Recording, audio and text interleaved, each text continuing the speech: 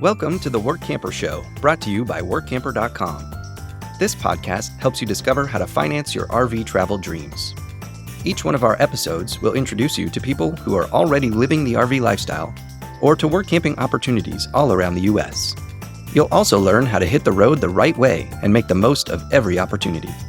Now let's turn over today's show to your host, Greg Gerber. This week I'm interviewing a couple who's been RVing for nearly 5 years, and they have some great advice on ways people and companies can help make the RV lifestyle more inviting to all people. Today's episode is sponsored by Workamper News.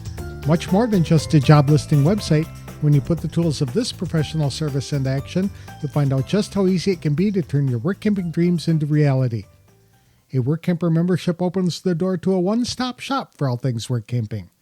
Being the original resource for work camping, you'll find the largest number of job listings, be able to connect with a community of work campers, and view resources compiled by experts who've been enjoying the RV lifestyle for many years. If you're serious about leading a successful and enjoyable work camping lifestyle, then membership is for you. Join today at www.workamper.com. Embark on new adventures today with the support of Workamper News behind you. Today I have the pleasure of interviewing Vicky and Lamont Landrum. They've been RVing for nearly 5 years after deciding they wanted to build a different kind of life together. When they first started dating, both felt the pull to travel. Vicky was already working remotely, and Lamont wanted to find a new way to see more of the world. They bought our first RV in 2019 and hit the road without even knowing work camping existed. When the pandemic brought Lamont's handyman business to a halt, they discovered work camping through friends and realized it was a perfect way for him to work while they traveled. Since then, they've held a variety of jobs across the country. Lamont's early positions included maintenance work at Buffalo Bill Village in Cody, Wyoming, followed by multiple seasons at the Beet Harvest, which later promoted him to assistant foreman. He has also done volunteer work and boardwalk support at the Audubon Preserve in Florida, maintenance and infrastructure upgrades in Texas, site support on Mackinac Island in Michigan, camp hosting in Colorado, and even served as an area manager for a campground company. Along the way, they upgraded their RV, explored new regions, and built a lifestyle centered on adventure, discovery, and meaningful work. To tell us more about their experiences RVing and work camping, please welcome Lamont Landrum and Vicky Childers to the show. Thanks for joining me today, Vicky and Lamont. I really appreciate the time. How long have you two been RVing? Thanksgiving will be 5 years officially. 5 years. Good. What prompted you to get into that? Our relationship was still quite young, but I asked her, I said, look, we're both adults. So what do we want out of this relationship? What do we want to do? She said, I've always wanted to travel. And I said, so do I. So have I. And she said, then I guess we need to figure out how we can do this, right? And I'm like, I guess so. And so I dabbled a little bit into YouTube, and the next minute I know that we made a move. She made a couple moves and bought the RV, which was That was in 2019. I was working remotely already. I worked for an education software company, remote. And we didn't know about work camping actually when we first started. We just wanted to go full-time RV. And in 2020, Lamont's handyman business really crashed. No, it didn't crash. It came to a complete halt. Yeah, it came to a complete halt from Michigan, the lockdowns and whatnot. And so that didn't, so basically I was a man who was out of work for a little bit. And right. And so we decided we wanted to travel. We really didn't know what it would look like. I bought our first RV using a home loan. What is that called? HELOC. HELOC? No, the one like a home improvement or whatever that kind of loan is called, where you take it out of your equity on your home. Home equity loan. Oh, there we go. Home equity loan. We bought our first RV, which was a much older RV on that. And we did some traveling before we went full time. And then like he said, we took the whole year, basically. Once all the COVID stuff happened, things really slowed down on us getting ready to go. And then we didn't end up leaving till Thanksgiving. And we traveled the first few months just with me working and him getting very frustrated. And then we met some people that were headed for the beet harvest in a few months. And in the meantime, they were going to West Yellowstone to work. And we I think I had heard of work camping, but we hadn't really looked into it a whole lot. But I had gotten to the point that, 5 months into us full time, and I'm like, listen, I got to work. Because He was going. I come from a background, I come from a household where you do not shy away from work. So that's something I know. And so me not working, some people be like, oh, it was a vacation. For me, it's no, this ain't going to work. And he really hated that his wife was supporting him too. He really did not like that. He comes from a traditional household where, so when they told us about work camping, we were in Utah at the time. Yeah. And the first thing we did was you applied for the beet harvest. But this was in like June. No, this was in April because we were in Utah. So the beet harvest doesn't start till late September. So we had all summer. So we started looking for him a work camping job.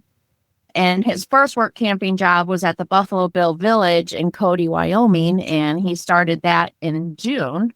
And we were there until we went to the beet harvest. And so we really, like I said, found out about work camping by our two friends, which ironically, they didn't even go to the beet harvest. They ended up backing out. And the beet harvest has been his biggest. It's my biggest moneymaker, just to put it bluntly.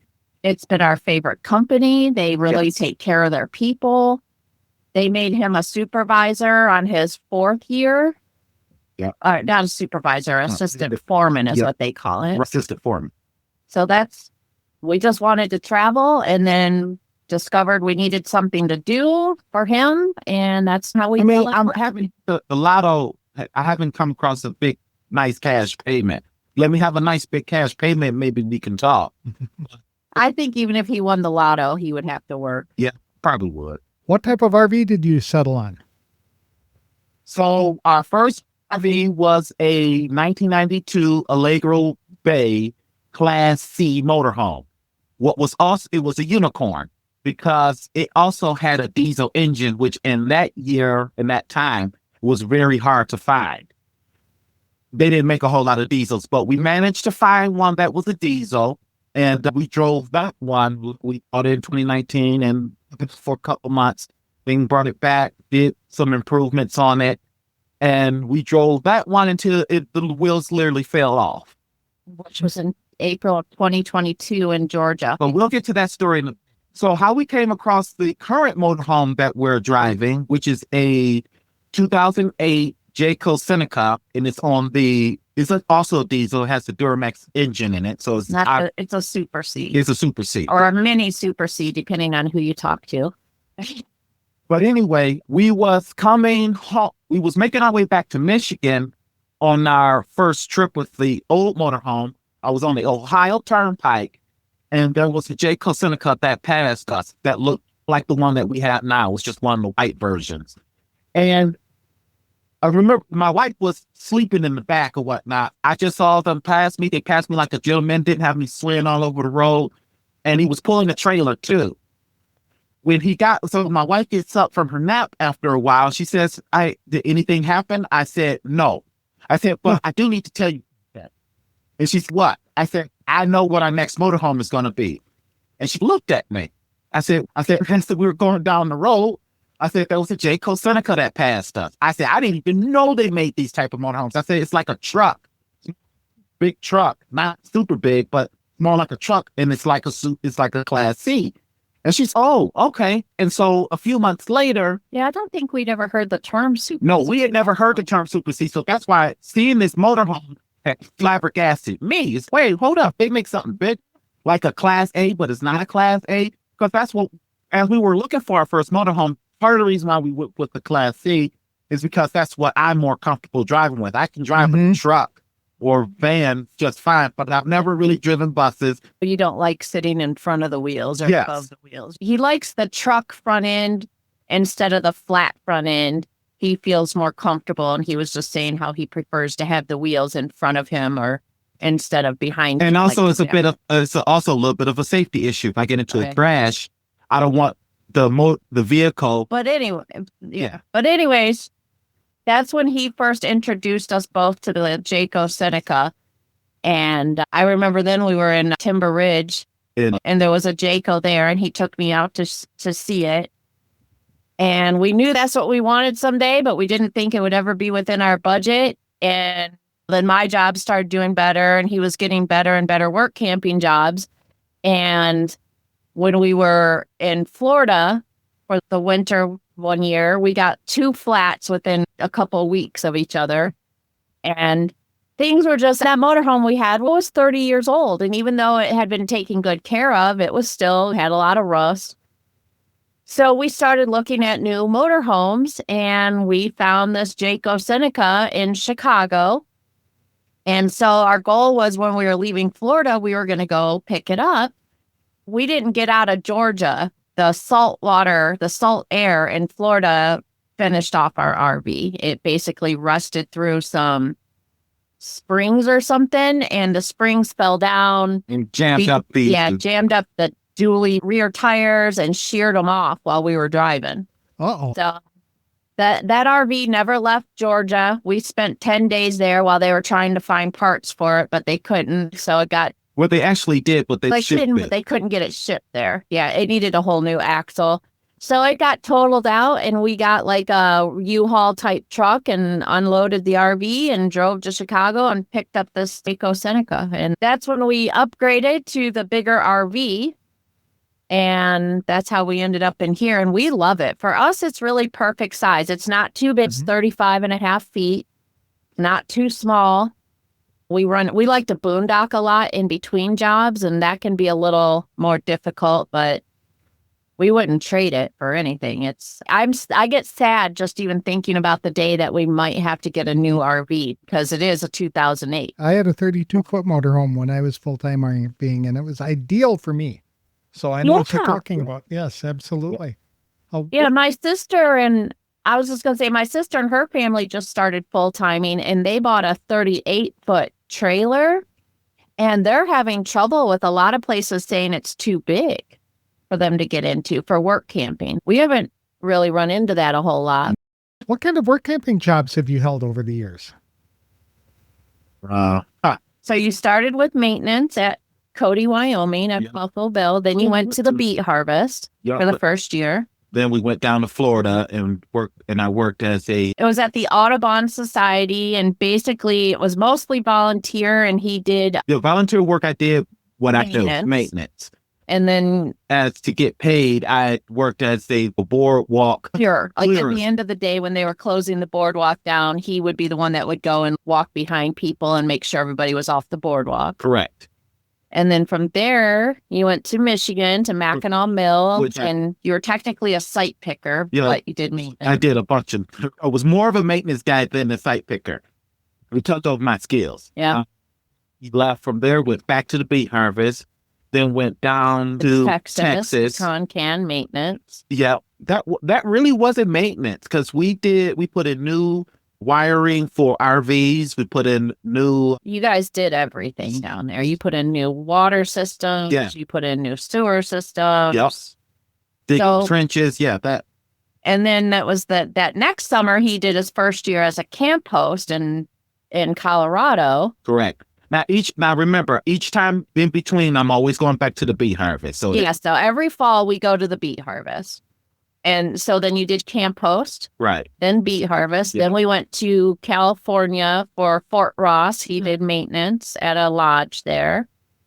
Back to Colorado for camp host. Back to the beet harvest. Then where did we go? Oh, then that winter we were trying to do something different. He was trying to get out of work camping and try to do a couple different jobs. They both fell through.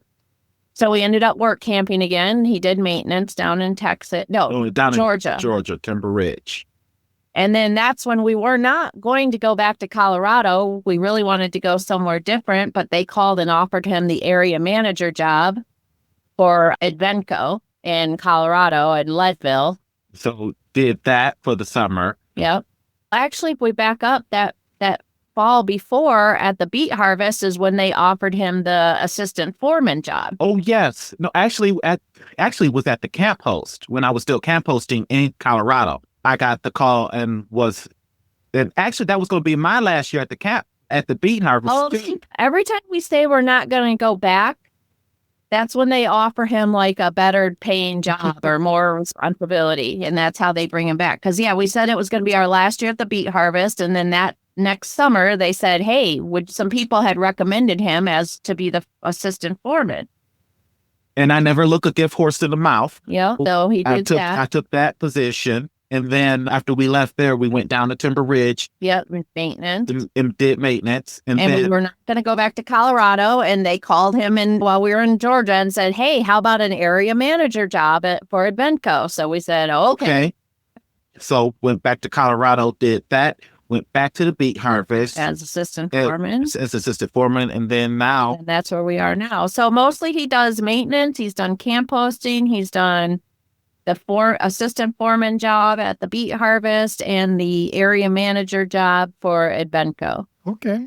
What's your favorite? You said the beet harvest and doing a supervisor has been most rewarding for you. Why is that?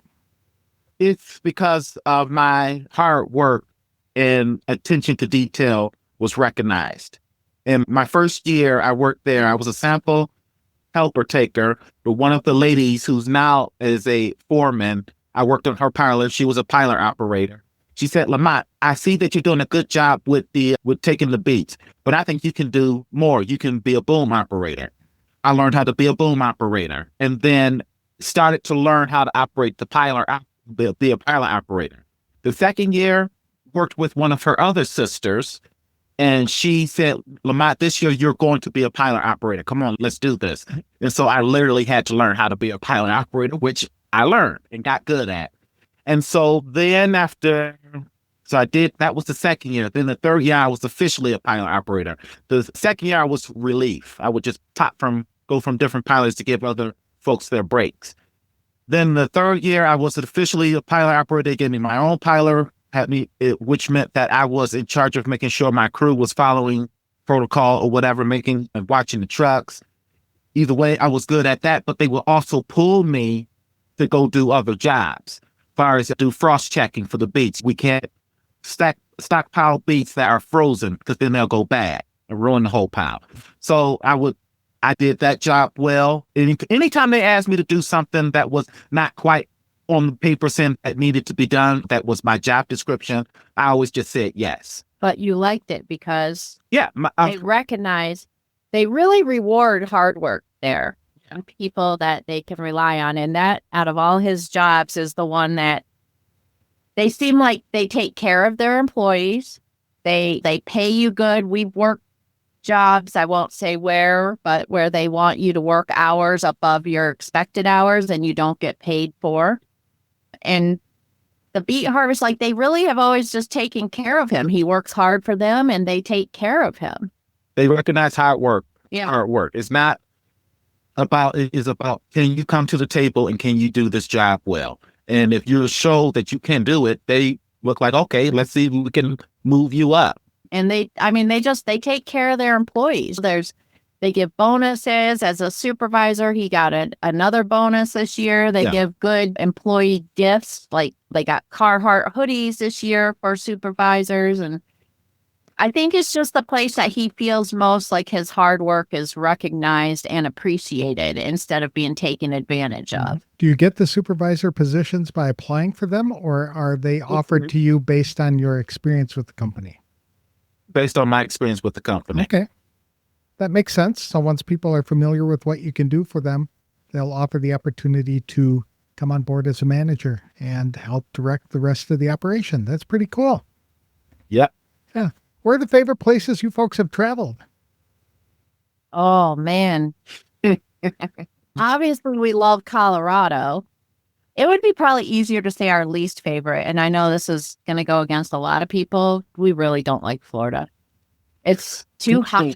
Even in the winter, it's too hot. Great. Look, listen. Everything wants to kill you. I gotta say this real quick. When we was in Naples, we was told that during wintertime, the temperatures can get down into the 60s.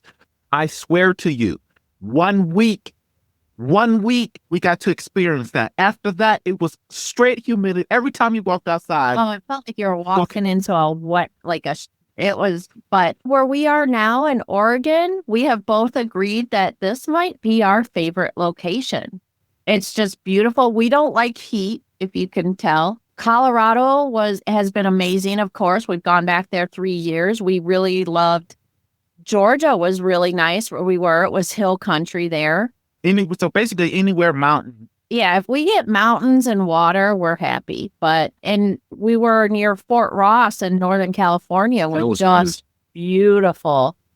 So but out of all of them, on the ocean. But out of all of them right now, we would say this is our favorite location. That's neat. For the job has yet to prove itself. We've only been working less than a week, but as far as the location, it's so beautiful here. So we shouldn't expect to see you in Arizona anytime soon. Oh, the Grand Canyon, maybe. We do like it there. We want to work there in the winter. Absolutely. Now, Lamont, I understand you have quite the story to share about your upbringing as a child in Detroit and how it's pretty impressive that you've gotten supervisory positions now as a work camper. How I was raised growing up was basically you're going to put your best foot forward. Make sure you're always pay attention to detail. Make sure you're doing a good job. Where were you? Where did you grow up? Your family was a little different. We grew up in Detroit. That was in inner city, close to Grosse Pointe. But in my neighborhood, my friends was my sisters and brothers. I didn't have any friends growing up because my parents had standards, and they was always explaining to us giving us examples of how certain people that lived in our neighborhood was something that we was not to attain for. We could be better than that. And so that's what I've carried through going through life. I got a million stories I could tell you. I can imagine. You are very passionate about getting more minority people outdoors and into the RV work camping lifestyle. The reason why I'm advocating for it, because usually in most cities, there are not a lot of green spaces. Okay? Right. It's basically a concrete jungle. And so when you are out and about and you're hearing nature and you are just experiencing nature itself, it can give you a different perspective on life. And I think that Lamont's parents raised him and his siblings, which, by the way, Lamont's the eldest of 12 siblings. And his parents raised them very differently than a lot of the kids were raised in the hood. They were mostly homeschooled. They were raised vegetarian. His dad was very against sagging pants. No, they're very much against that. Pull your pants up, stay clean shaven, go to school, that you don't join gangs. But they were surrounded by all that. But his parents really kept them away from that. That's why I said earlier examples would be pointed out to us by them, saying this is not. And so you were surrounded by it. Yeah, I was surrounded by inner city issues, but I weren't really a part of them because of. But one of the things I'll never forget Lamont saying, even as much as his parents did for them to keep them shielded from the bad side of living in the inner city, we were in Colorado Springs and seeing Garden of the Gods for the first time. And everywhere we went in Colorado Springs, there's hiking, there's waterfalls, there's everything. And him saying to me that if him and his siblings had been raised in an area like that, he thinks that their lives would be so much different. Oh, yes. And he really tries to get his... A lot of my family is still living in Detroit. They won't break out of it. He tries to get his brothers and his sisters to travel and to see the world, and so many of them don't want to. It's like they're habitualized to just be in the city and they don't want to go out. They're just used to, they have a sort of a routine. In that routine, they do not want to break. And it's not just, go ahead. Why do more people not want to escape the inner city than to go outdoors and be part of this lifestyle?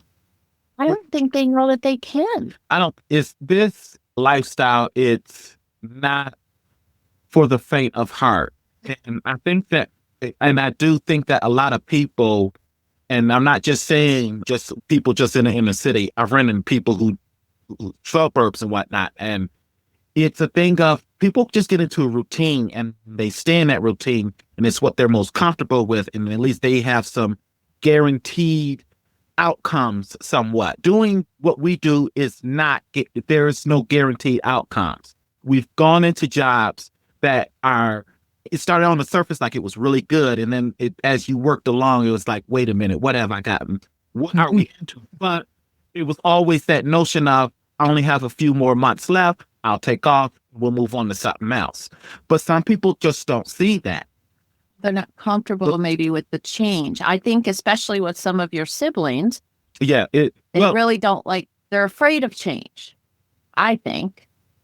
So I'm at the point where I don't really try to make judgments on why people, or try to figure out why people do what they do. I just offer it and say what's going on and tell people about my experiences. It's so to maybe you get a different perspective on how life can be lived. But yeah, I'm at the point now where it's just, I'm not trying to say like, why won't you do this? No, that's not for me to do. Okay. So it's not a fear thing that's keeping people out of the outdoor hospitality industry or the RV experience.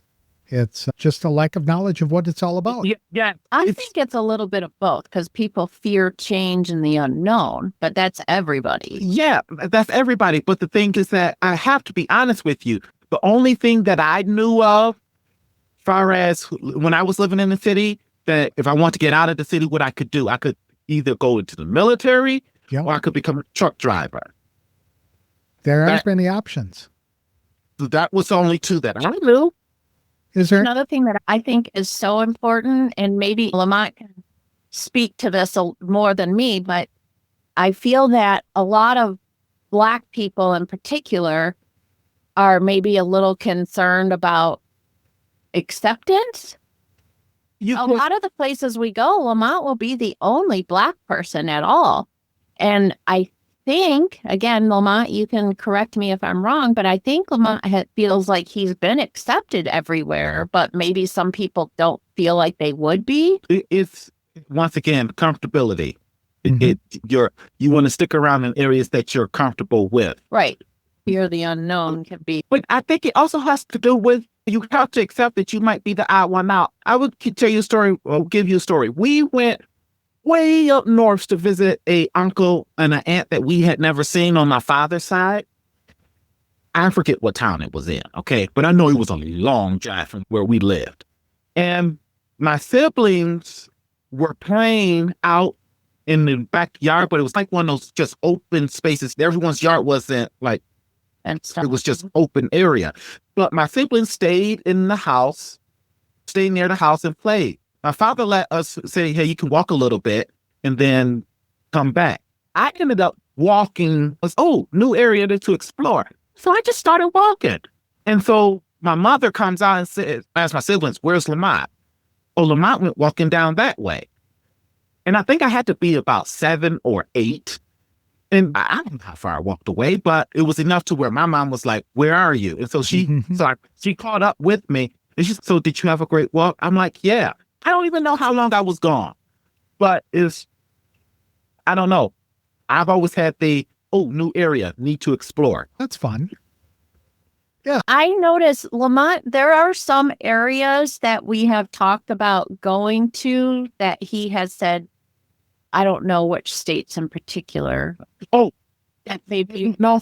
comfortable go. I'm gonna let this be known. I've told her to be light on looking at jobs in Alabama, be light on looking at jobs in Mississippi. Georgia is all right. Florida, as much as the state is too flat, but I could work there. Even to be light on Arkansas, Mississippi, Alabama, and a little bit of Louisiana. Just because of because I know of how the prison population is. Okay. And I definitely know that there are times where we've been certain places where he has commented that maybe he doesn't feel as welcome there. And so I definitely think that me growing up white in the suburbs, these are things that I've never had to deal with. Unless I want to go into the inner city, then I would feel that way. Like I would feel out of place. And I think a lot of... So I'm just to give you a notion on why I can...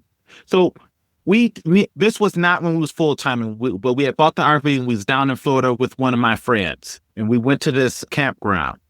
I forget, was it Lake Oak?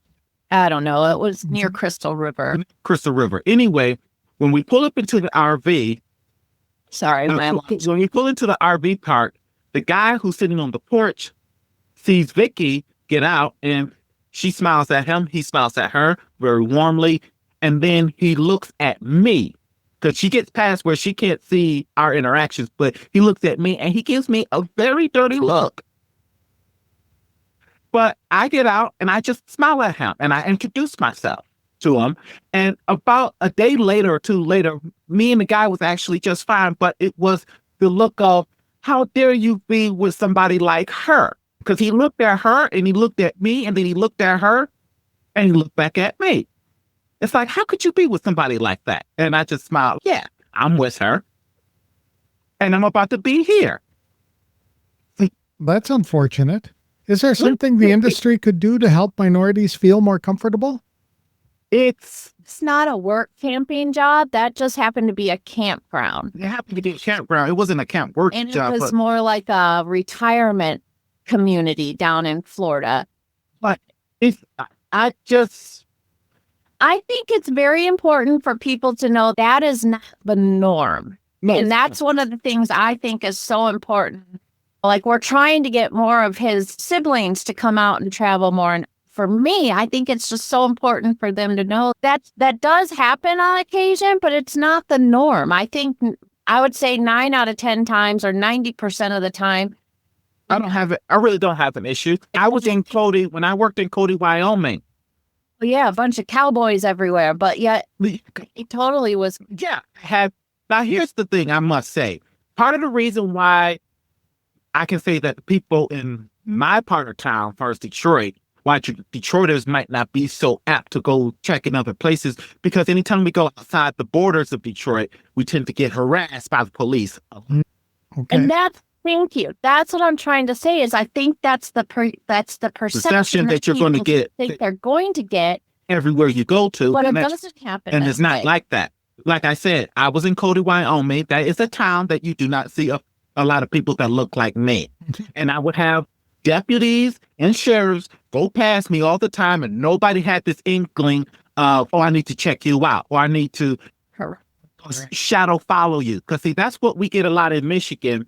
Is the police might not pull you over, but they'll show up in areas letting it be known, like you'll see the cop in one part of the block, then you'll go down a little further, and then you see him there again. So it's like they're following you, just watching. Seeing them following you. And that's what I think people think that they'll get outside of that area. Now, I can't speak on people who's living in LA and why they won't leave LA, and people live in Montgomery, Alabama, won't leave. I just can say in Detroit, you leave the inner city, you go into the suburbs, Gary, 9 times out of 10, please be expecting to have a cop possibly pull you over. Okay. For some your experience so far in all the places we've been work camping. Yes. And that's the thing too, is that we go to all these places that you would think that cop is going to pass me. And when he passes me, he's going to flip his car around and pull me over. I hate that. That's good. Awesome. Yeah, and that's what I'm saying. I don't think as an industry, I don't think there's any problem at all. I think the industry's been very welcoming to Lamont, and that's what we want people to know. I think that the occasional individual, like that gentleman he was talking about in Florida, that's what I think people fear is running into that. But that's far and few in between. Right. What is the word I'm trying to think of? It's not the norm. That's whatever. That doesn't happen very often. I think that's what people like growing up where Lamont grew up. That's what they expect to happen, but that's not the case. And I think that's what we want them to know is that it's not like that. Those people are rare. That's few and far between that he's experienced that. Would it be helpful if campgrounds were to invite people to come out and visit them to check it out? Yes.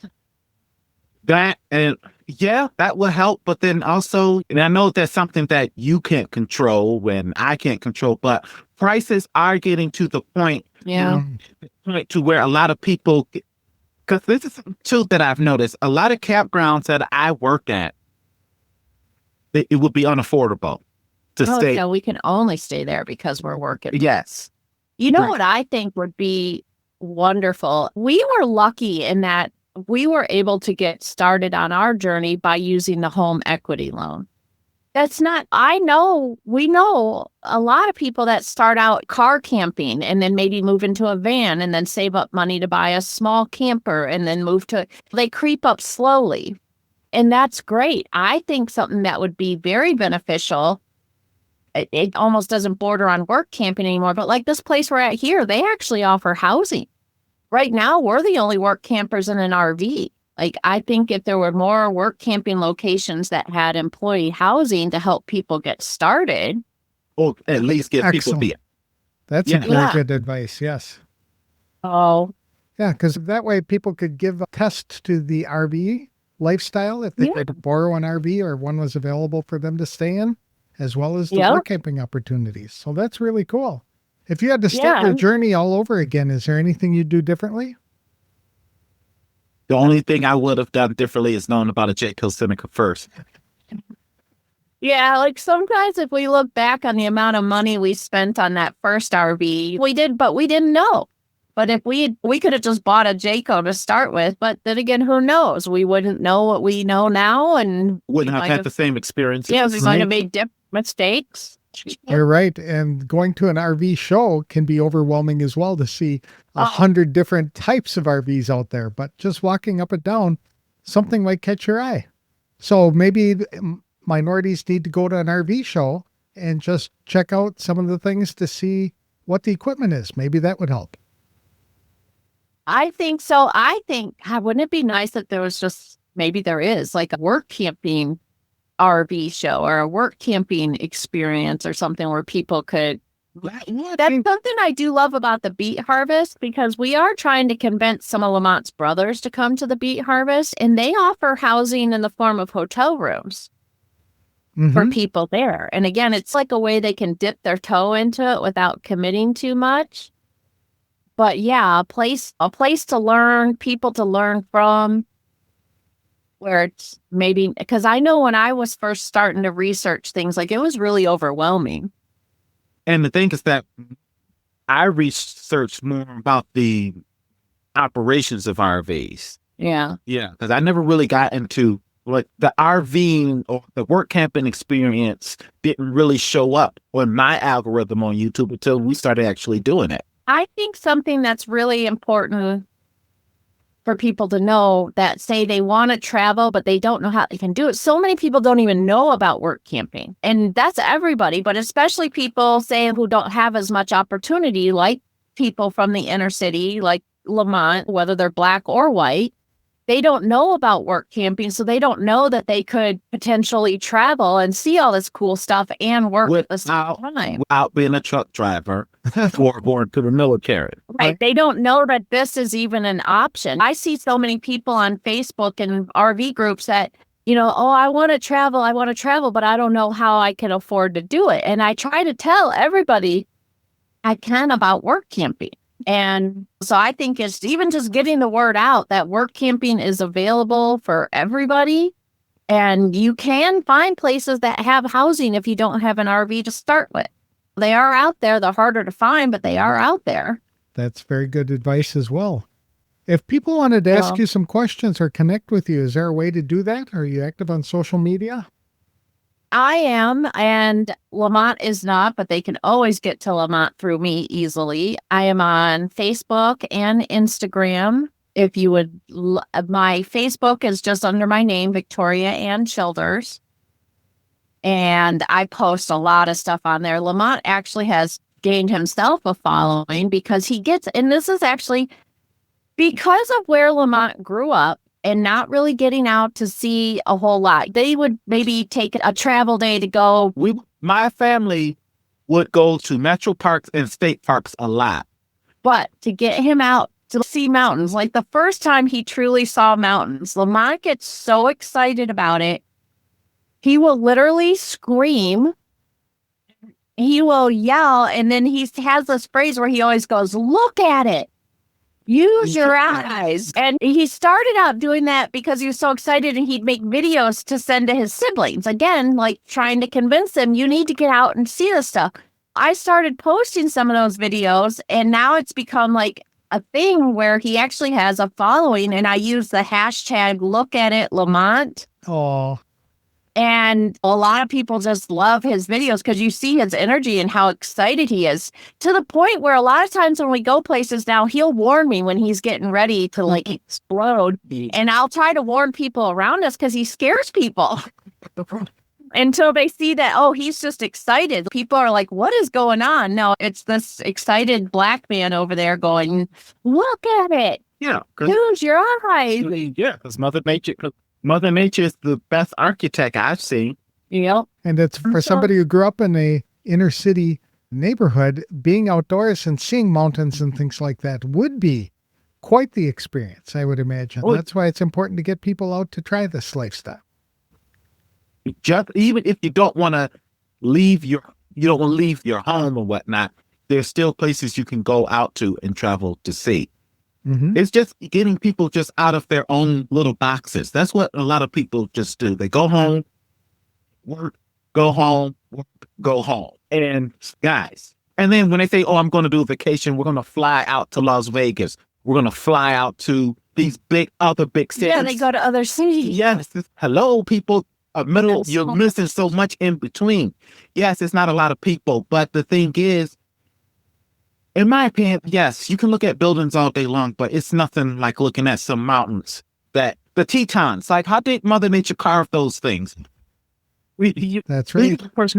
Yeah, and the reason why I brought them up because we drove past them on our way to here, and it's just that I love to hike. I came back from a little hour hike ups. Hello, Zena. And I just think that, I just want people to know, yes, Lamont had help. People would say, oh, you married a white girl and she got you out there. Maybe that was true to start with, but he was already itching to travel. When we first started dating, he was getting ready to move to Florida to be with his buddy Joe. And he ended up pivoting and staying with me. But the idea was we have to travel. We are not staying here. He couldn't deal with it anymore. Well, And I just want other people to know you don't have to have somebody else that can help you get started. There are these opportunities like the beet harvest, like this place here, where you could get a job and get housing. so part of the reason why I wanted to get out of Michigan is because I had experienced some personal family events that lost my sister and niece and nephew. And I knew that because they're younger than me. I'm the eldest. So with seeing a younger sibling and a niece and nephew who's young too leave, just told me that, oh, you really do have a ticking clock. And I just did not, and you think about what type of reputation do you want to have? I hate to say this, but I thought about what would people say at my funeral if I was to drop dead right now? And at the time, people would just say, oh, he worked. You get what I'm saying? Yep. And I'm just like, what I want to be known as, just the guy who worked. Like, no. Now I feel I'm a little bit more at peace now. If something was to happen to me, at least my family could look back and say, oh, you know what? At least we know that Lamont was happy doing something that he enjoyed.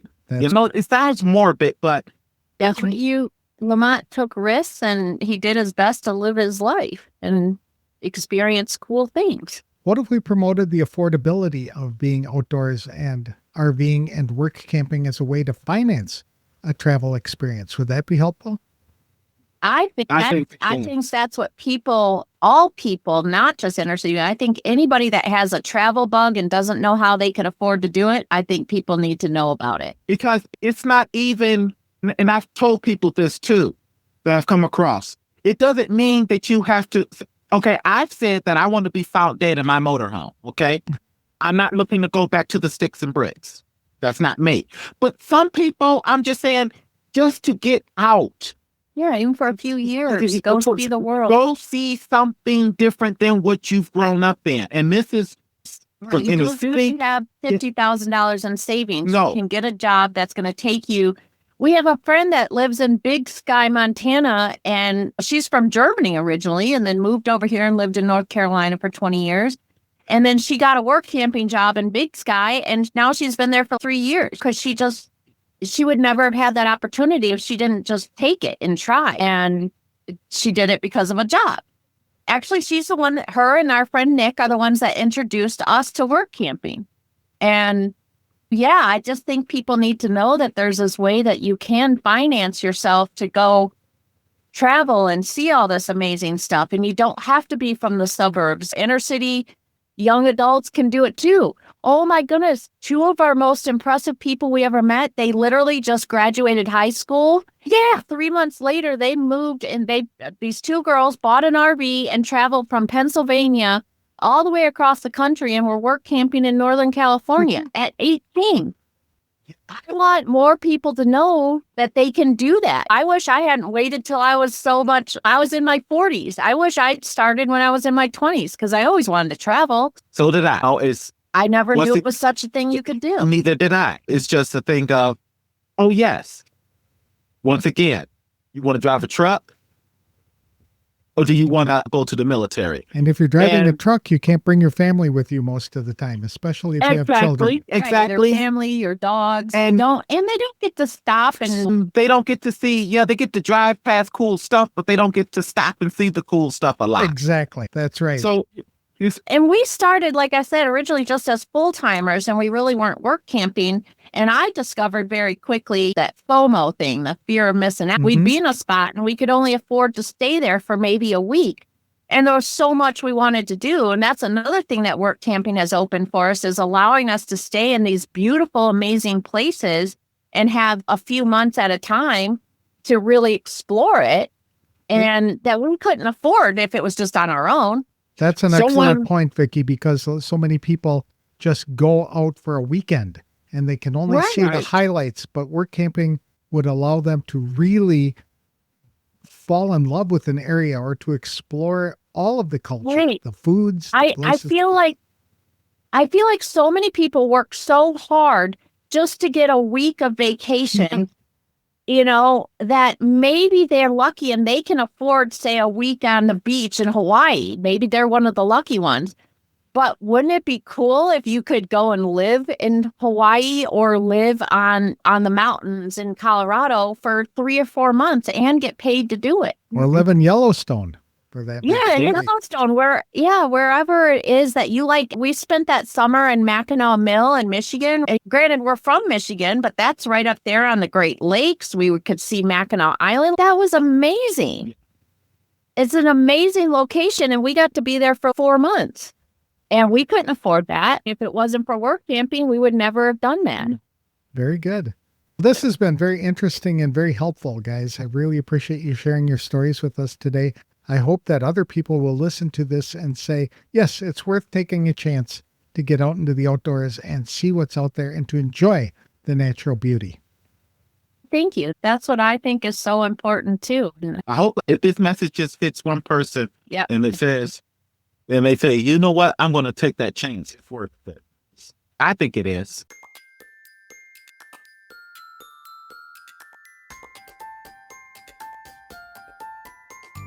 Vicky Childers and Lamont Landrum offered an honest and inspiring look at their 5 years of traveling the country as full-time work campers. They shared what they love about this lifestyle, including the chance to live in beautiful locations for entire seasons, explore mountains, coastlines, and national treasures at their own pace. Doing so allows them to enjoy a sense of freedom that traditional jobs rarely allow. Lamont also emphasized how rewarding it has been for employers who recognize effort and integrity. That's especially true during the beet harvest, where his work led to increasing responsibilities year after year. Vicky and Lamont also spoke about how work camping can be made more inviting to minorities, especially people who may not see themselves represented in outdoor spaces. They noted that many people simply don't know this lifestyle is an option or doubt they'd be welcomed into it. Lamont and Vicky suggested that employers in the industry can reach more people by helping newcomers to dip their toes into the work camping lifestyle. They can do that in several ways, such as offering employee housing instead of requiring everyone to have an RV, creating opportunities for people to simply visit campgrounds and ask questions, sharing stories showing that most travelers are welcoming and supportive. They stress that negative encounters do happen, but they are rare. The overwhelming majority of places they have visited have been friendly and accepting. If you'd like to connect with Vicky and Lamont, you can find Vicky on Facebook and Instagram under the name Victoria Childers. That's all for this week's show. Would you like to be featured in an upcoming episode of the Workamper Show? I hope so, and I encourage you to schedule an interview with me at workampershow.com. We'd love to hear about your work camping experiences, how you got started RVing, and what you love and dislike about the RVing lifestyle. Help others to explore all the different ways to live this great lifestyle by sharing your story. If you're an employer of work campers, we invite you to be on the podcast too. Share all the details of your work camping jobs on a future episode. It only costs a little bit of your time. Schedule an interview with me today by going to workampershow.com. You'll find the schedule buttons at the bottom of the homepage. I'll have another fun and interesting interview on the next episode of The Workamper Show. Thank you for listening. If you like the show, please consider leaving a review wherever you download the episodes.